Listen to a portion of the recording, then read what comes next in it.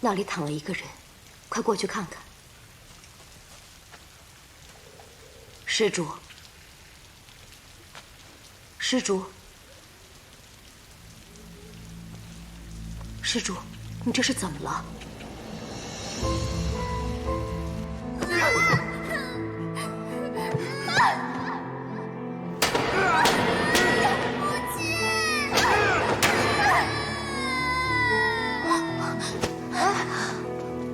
师傅，净空怎么了？对啊，这位施主应该是净空的父亲。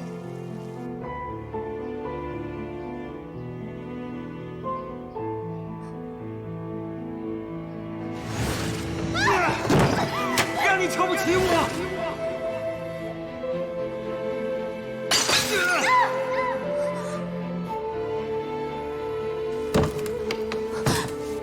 别打我！别打我！净空，净空不怕，是师父。来，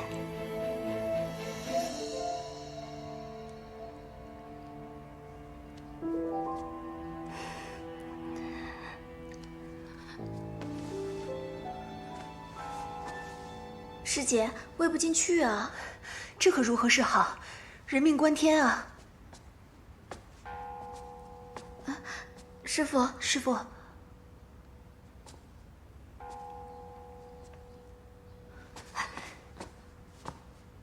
净空，你莫走，你要面对。只有你学会面对了，你内心的恐惧才会消失。我不想见他。来，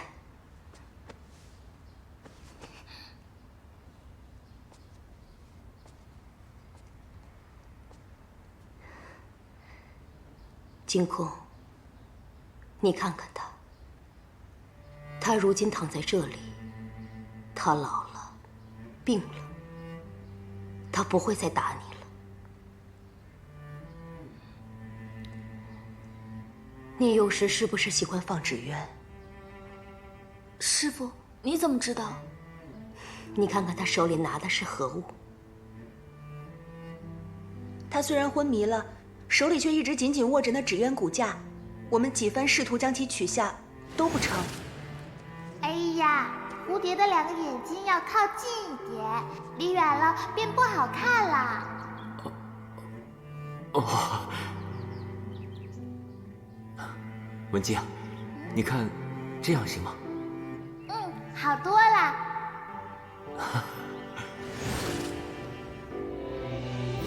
无人知晓你在妙善庵，他神志不清，却能找到这儿，这是你们的缘分未尽。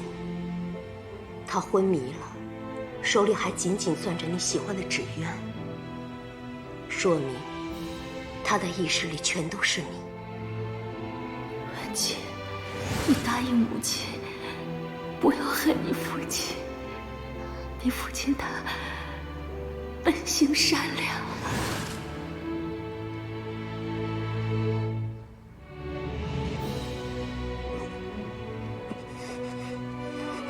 他病得很重吗？他着了凉，还得了热病，这药再喂不进去，恐怕麻烦就大了。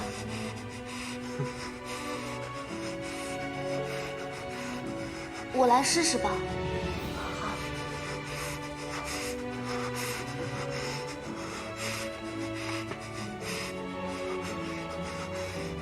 喝吧。他喝下去了。真是父女连心呢。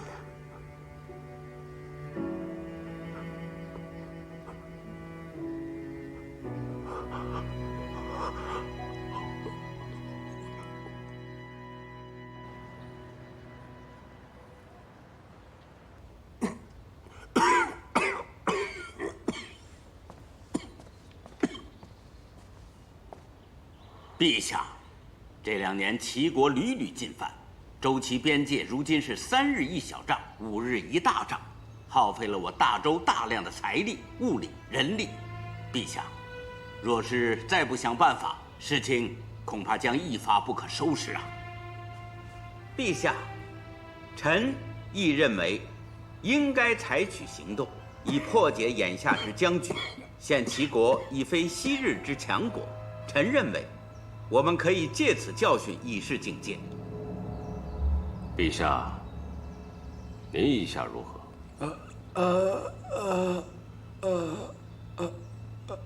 不打，不打，打不过，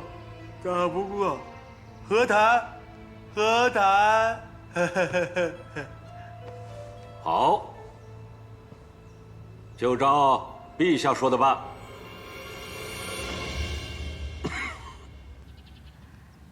我从周齐边境回来的门客处听闻，那里如同乱世，民不聊生。宇文护的党羽提出要打破如今的局面，我倒不觉得奇怪。我奇怪的是，他怎会同意派使臣去和谈？以他的个性，应该是派大队人马去讨伐齐国才是。而更为蹊跷的是，此次宇文护竟然征询了皇帝的意见，且还同意了他的想法，十分古怪。我料想他背后定会有所动作。此番情形让我想起了上次攻打北国前，宇文护亦是派自己的部下编纂了一堆攻打北国的理由，最后顺势举荐父亲出征。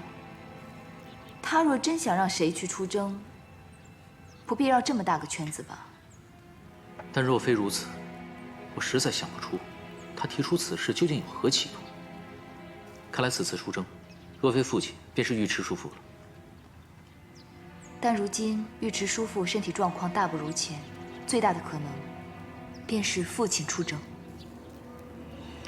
自从尉迟宽失踪以后，尉迟叔父总是心神不宁的，我常常见到他都是心事重重的。但是父亲如今的身体恐怕是每况愈下，我本想这2天给父亲找位大夫看一看。伽罗有信了。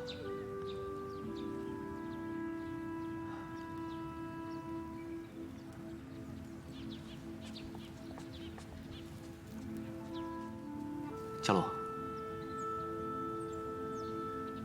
其实有一事，在我心中存疑已久了。皇帝既然让我重组暗卫军，那便说明他有击垮宇文护的决心。但为何没过多久他就病了，而且患的还是心智之疾？大郎，有一件事我一直想同你说，只是始终未找到合适的机会。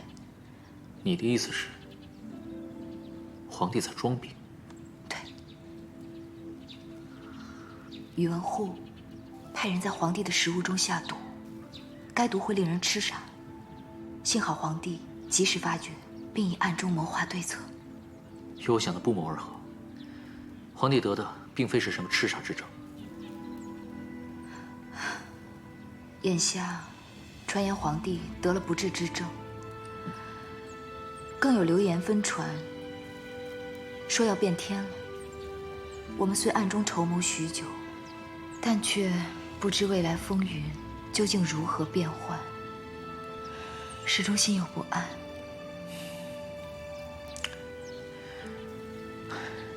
伽罗，我希望你能明白，无论风云如何变，我都会陪在你身边。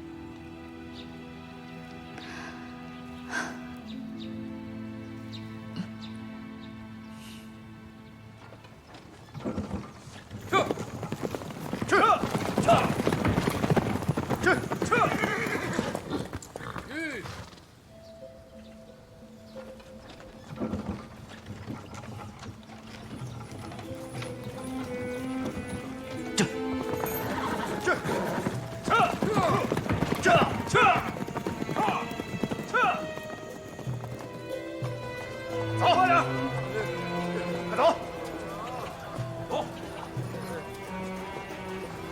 快点跟上，快走，快点，快跟上。薛大哥，这究竟怎么回事？正如你所见，渝州的男丁皆被拉去当兵，各家各户的铁器均被搜刮拿去铸造兵器。总之，这日子没法过了，所以这老幼妇孺皆逃离渝州，直奔长安讨生活去了。怪不得这渝州形同废城。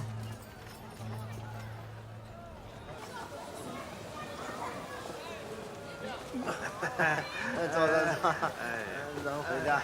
走。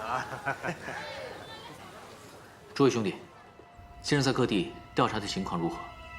跟渝州差不多，被宇文护管辖控制的各地都在到处抓壮丁、搜铁器、铸兵器。看来宇文护已等不及了，造兵器、扩充军队，均是他以前会做的事情。不过以他的性格，不该如此明目张胆才是。他自然是以大周的名义，说是齐国对我大周虎视眈眈，我大周必须做好万全准备，随时应对齐国的威胁。强征壮丁时均是此番说辞。真是把天下人都当傻子了。你们继续打探宇文护在各地屯兵、屯粮和兵器储备的情况。日后与他斗，可不单是在朝堂上勾心斗角、尔虞我诈那么简单，更是在战场上枕戈待旦。外乱已经让百姓吃尽了苦头，若再来个内战，只怕更是民不聊生了。此举实为下策，我们要做的便是阻止这种情况发生。若我们在他叛变前彻底击垮他，那天就不会来。如今杨兄弟颇有运筹帷幄之势，我相信，在你的带领下，暗卫军定能协助陛下除掉宇文护。大家不必过于忧心。多谢徐大哥的信任，与诸位兄弟的劳碌奔波，杨坚在此敬大家一杯。请。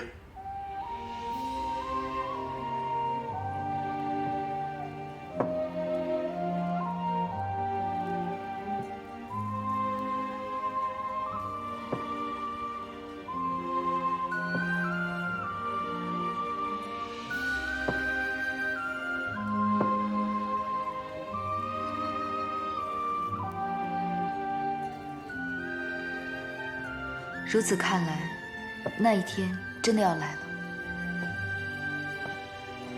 哪一天快要来了？父亲，父亲，父亲，您请看，这以圆形标注的是宇文护从皇帝处讨要过来，自己管辖的州郡，而这用方形标注的，则是宇文护私自豢养军队的州郡。难道是指宇文护在他管辖的州内豢养与训练军队？之前倒是听他在朝堂上说过，应全民皆兵，以应对随时进犯之敌。其实他此举本就不是为了防御外敌。父亲，您看宇文护豢养军队的州郡，死死地围住了长安，其何用心，一目了然。皇帝病情愈重，这宇文护野心日甚，这事人人皆知，但是却没有人能奈何得了他。哼，若真有这一天，也并不意外啊。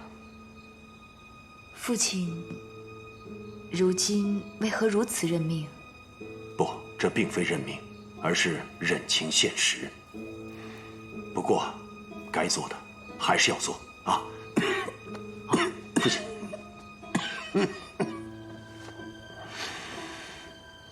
你说啊，父亲，您大可不必如此忧心。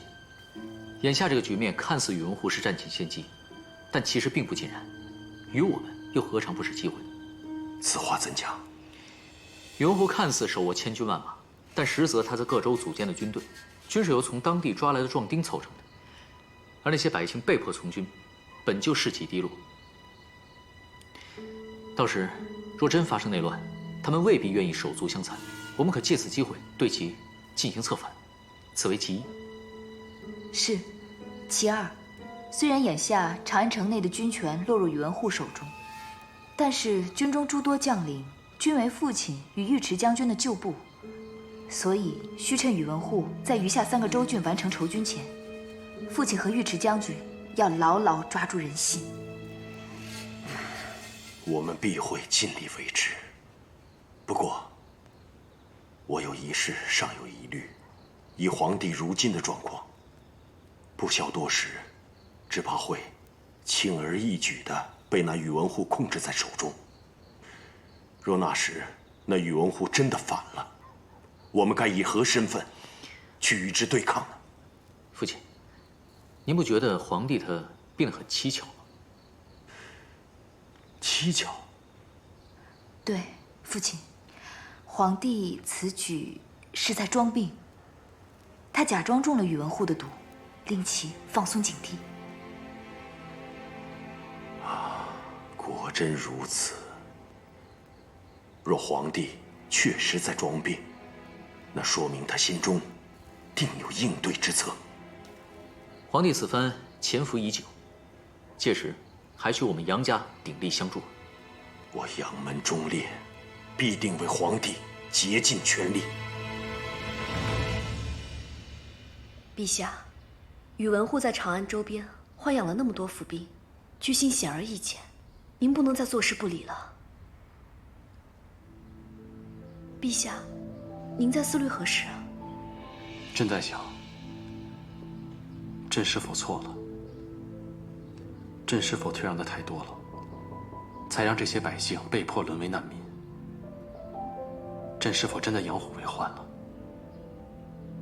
而如今此虎权势日盛，朕还能捕得到他吗？臣妾以为，宇文护及他的党羽，必定会引得当地民怨如沸。那些伏兵也是迫不得已被拉去充军，若要策反，也并非不可呀。有点道理。容朕想想。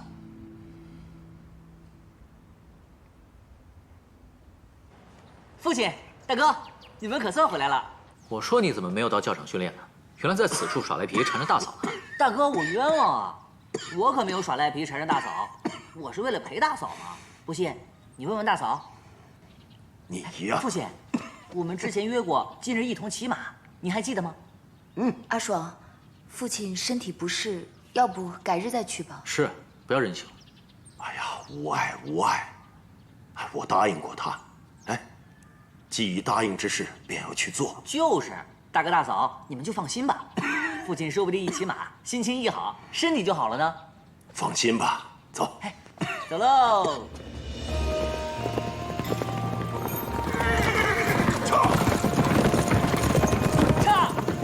撤！父亲，等等我呀！快跟上！父亲，我要追上你了！父亲，父亲，没想到您骑马还是如此矫健。哎呀，不比当年了。父亲，您的皱纹看似又多了。哎呀，老了嘛，皱纹自然变多了。父亲可不老，宝刀未老，说的便是父亲这样的人呢。宝刀也有生锈的那一天。如今，父亲便如同那西落的夕阳，光晕渐弱了，不久便会消失殆尽了。父亲，哎呀，你转眼间已长这么大，父亲也日落西山了。生老病死乃人之常情啊。父亲，其实我有时特别羡慕大哥。为何？因为他能看着您从年轻到老，可是我刚出生，您便已不再年轻了。那，你可是怪父亲把你生得太晚了？自然没有，我的意思是，父亲您要慢慢变老，再慢点，再慢点，这样阿爽能陪您的时间啊，就会久一些。好，为了我家阿爽，为父答应你啊。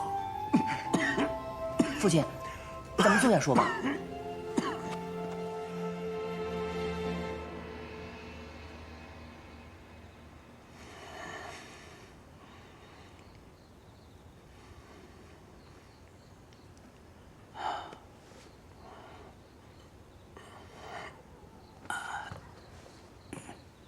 大夫，家父情况如何？上次林玉受封汉后，我便叮嘱隋国公需多加休养，可隋国公非但没有遵从，反而更加操累。如此反复，导致其肝气郁结，血脉不畅。此次受了封，病更重了。大夫，不会有什么大碍吧？倒是无性命之虞，但你们务必要让隋国公好生歇息。我开几副药，让隋国公服了，以待观察。多谢大夫。父亲，爽儿，是儿子不好，儿子不该让您去骑马，更不该让您吹风的。父亲，莫听大夫的。大夫嘛，总喜欢将病往重处说。我自己的身子骨我清楚，不碍事的。若眼下让我去教场练兵，我都没问。父亲，父亲，这大夫的话还是要听啊。是啊，父亲，您好好歇息吧。阿爽，我们先出去。父亲，那您一定要保住身体。去吧，去吧。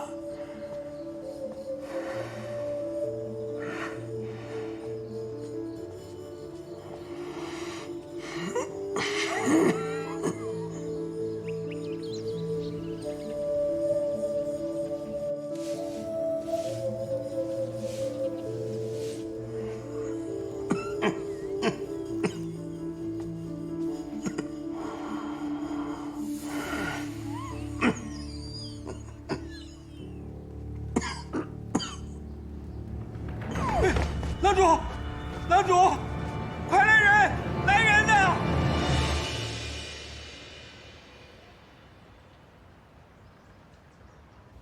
齐军高纬，目中无人。他说想是我们怕了，才会与之和谈。既是如此，便表明我大周略逊一筹，那更应趁此机会攻我大周，以示国威。所以拒绝停战。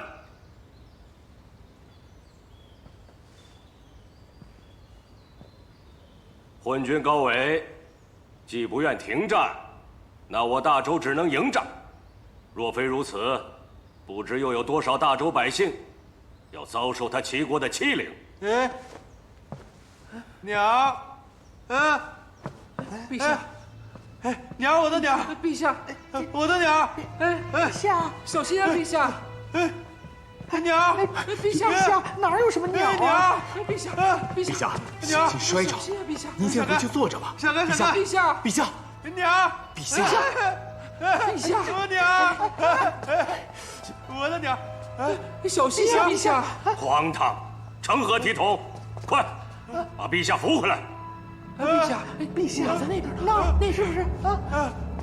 我的娘，来，小心啊，陛下！哎，陛下，慢点，慢点。这成何体统？安静，安静！刚才所议之事，若无异议，那便准备出兵，迎战齐国吧。陛下，臣认为此时不宜再发生大的战争。眼下我周国难民颇多，诸多百姓连温饱都难以解决。若此时再战，怕是国力难支。臣认为，当务之急是解决难民问题。可是高大人，您可知那些难民为何会落得如此下场啊？若非齐国频频发动战争，令他们家破人亡，他们岂能流离失所？是吗？据我所知，并非如此。依我看，就是如此。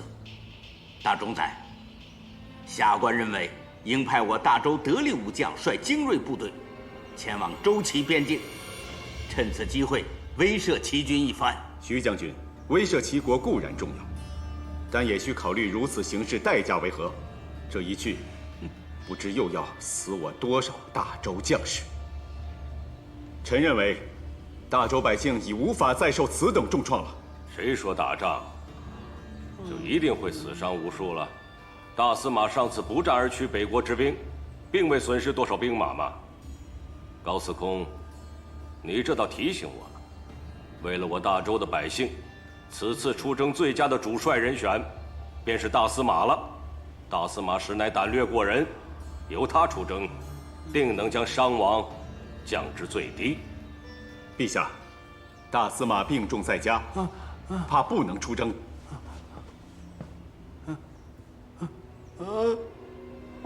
我的鸟呢？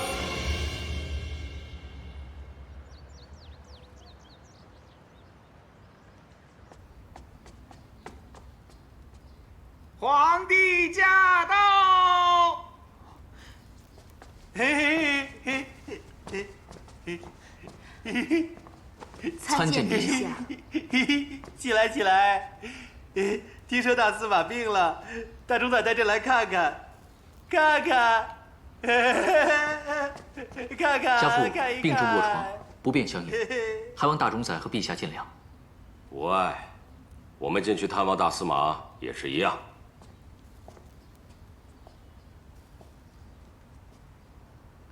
大司马怎么就突然病了呢？大冢仔，陛下与我来看你来了。陛下有失远迎，请陛下恕罪。大司马，起来起来！你怎么病了？你老了，不中用了。陛下，你不可如此说大司马，大司马用处还大着呢。他老了，打不了仗了，他回家卸甲归田，卸甲归田。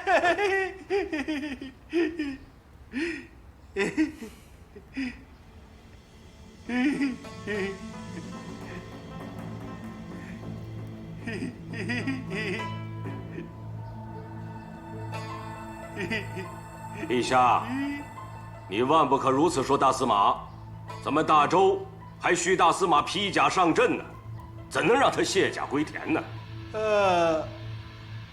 大司马，刚才在朝上，陛下与大臣们都一致同意，由你率领大周的精锐部队前去迎战齐国，你可得尽快好起来呀！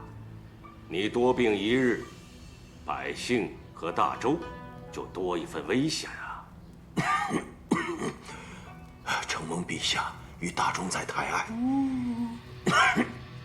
可朕此刻的身体状况，实在是难以出征。不过，我大周良将颇多，可否将此机会让与他人？不可。就算等，也需等你病好了再出征。泱泱大周，再也找不出比你更有胆略、更骁勇的武将。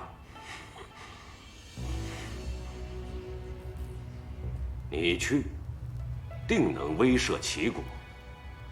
你们说，是与不是？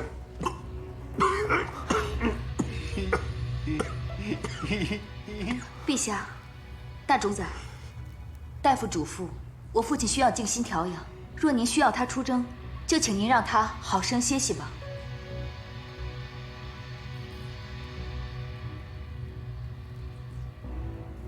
大司马，有如此贴心孝顺的儿媳照顾，相信你很快便能好。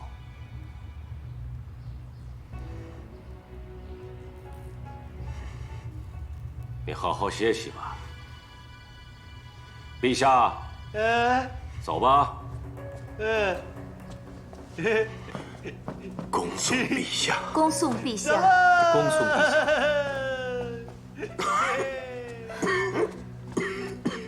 父亲，快起来！父亲。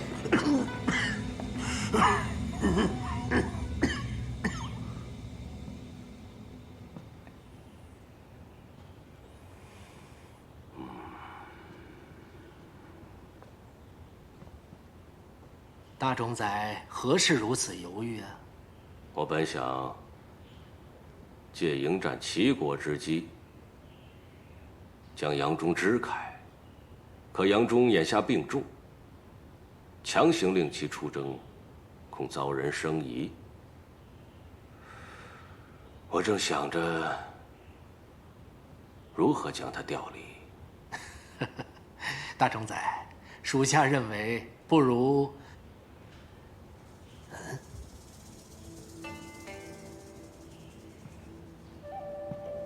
大冢宰大势既成，这些旧将何不趁此机会一一除去？杨忠缠绵病榻，已无还手之力，这是最佳时机，胜算极大。早先怕失手打草惊蛇，一直没动得了杨家。眼下倒不失为一个好时机。大冢宰所言极是啊。那就杀！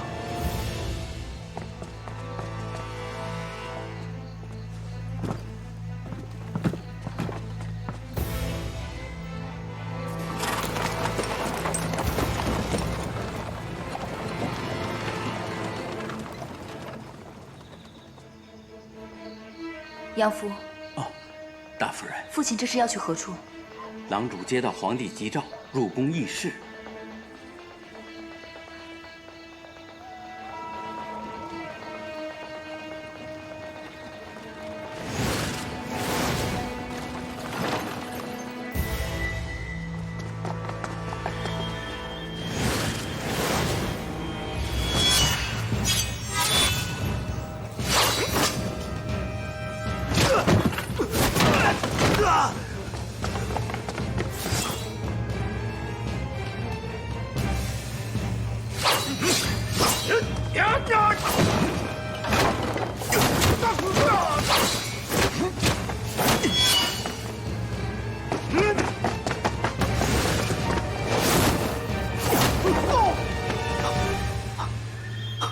父亲，大郎，你怎么来了？家奴告诉我，皇帝深夜召您入宫，我便知其中定有埋伏。他们人多，想办法尽快退出去。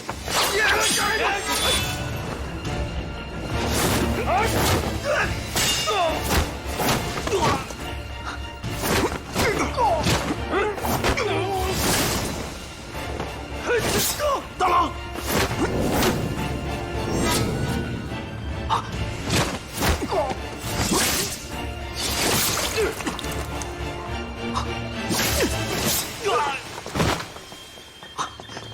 父亲，大郎，小心！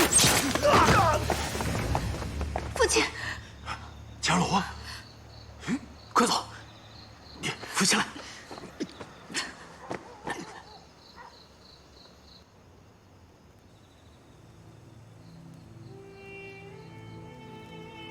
我这一生几乎都是在战场上、马背上度过的。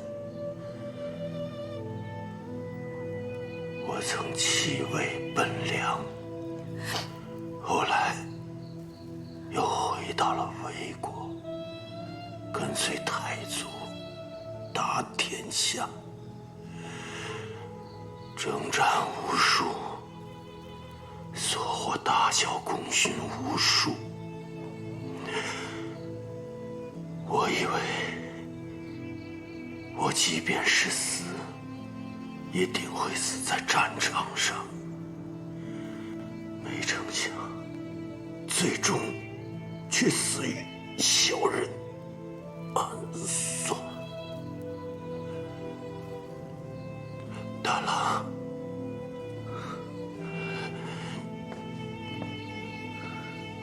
大郎啊，你稳重，但是有时候缺少魄力。在这乱世之中，你要当机立断，建功立业。天降大任，你不能逃避。为天下苍生，豪杰理应当仁不让。时机一到，大郎，你要记住，你要为生世而争。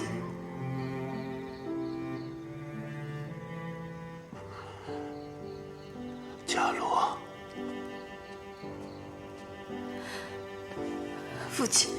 伽罗，你一切都好，只是心思过重。父亲怕你活得太累，你为身边的家人活，亦为遗失的家人活，可就是不为你自己活。有些事你要顺应天命，人生苦短，你要放开自己，莫苛待此生。四郎，父亲，你善良懂事，可有时遇事易冲动，务必要改掉此毛病。我最放心不下的便是你，长兄如父，长嫂如母，今后切切要听大哥大嫂的教诲。我养中本以为可以含饴弄孙，颐养天年，父亲，如今有苦登眠，但是我也无悔此事啊。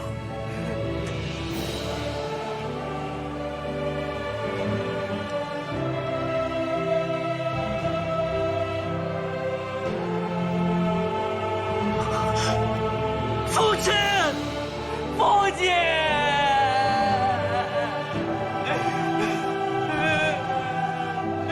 父亲，父亲。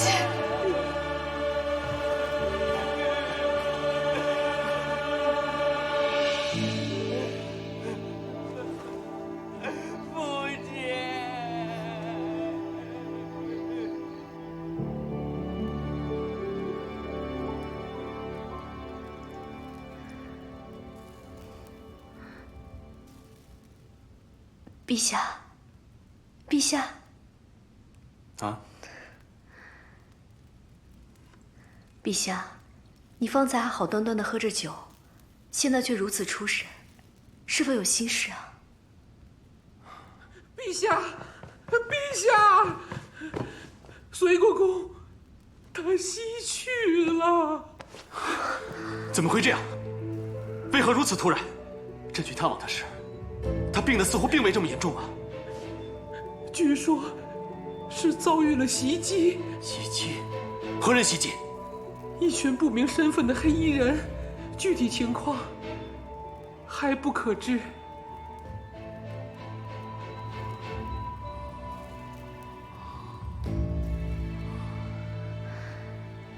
你先下去吧。是。陛下，您认为是？必定是宇文护，必定是宇文护。他终于开始下手了。隋国公，我们还要一起共谋大事。你为我大周所做之事，朕永远铭记在心。朕必不负你所托。隋国公，你一路走好。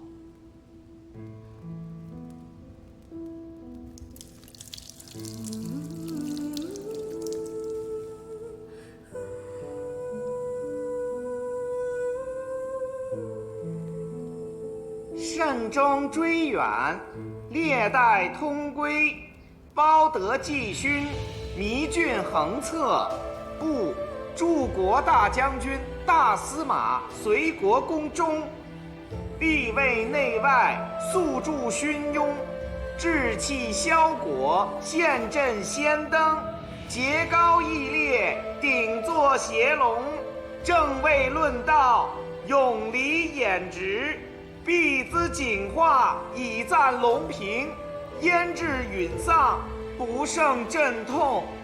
追赠太保、都督、同硕等13州诸军事、同州刺史，谥曰桓。谢主隆恩。陛下万岁万岁万万岁！